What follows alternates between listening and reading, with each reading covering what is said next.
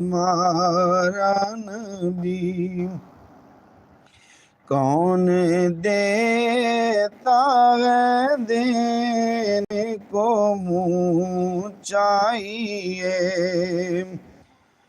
کون دیتا ہے دینے کو منہ چاہیے، کون دیتا ہے دینے کو منہ چاہیے،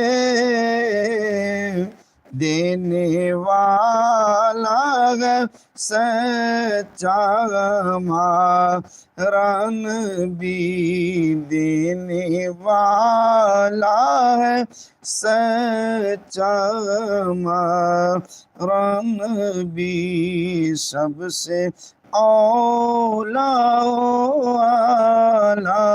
ہمارا نبی، سب سے بالا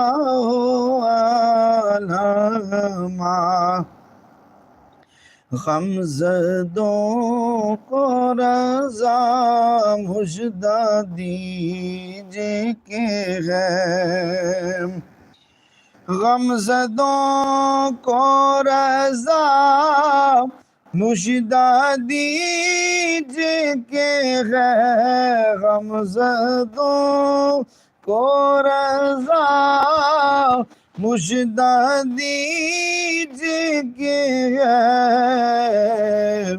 بے کسوں کا سہارا ہمارا نبی، بے کسوں کا سہارا ہمارا نبی، سب سے اولا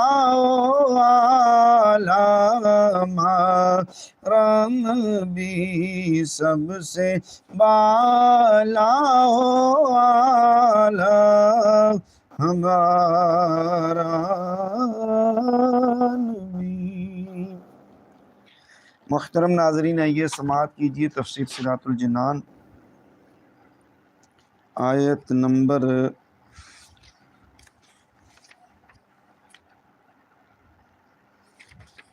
168 تک ہم پڑھ چکے تھے۔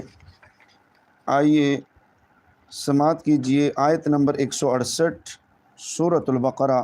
اللہ پاک کا فرمان، یا ایھا الناس کلوا مما فی الارض حلالا طیبا ولا تتبعوا خطوات الشیطان انہ لکم عدو مبین۔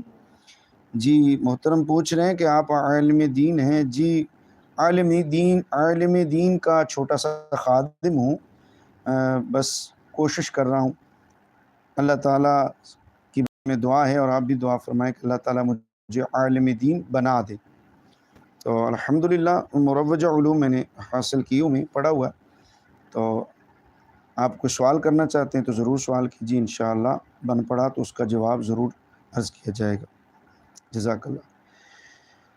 ترجمہ کنز العرفان، اے لوگو جو کچھ زمین میں حلال پاکیزہ ہے اس میں سے کھاؤ اور شیطان کے راستوں پر نہ چلو، بے شک وہ تمہارا کھلا دشمن ہے۔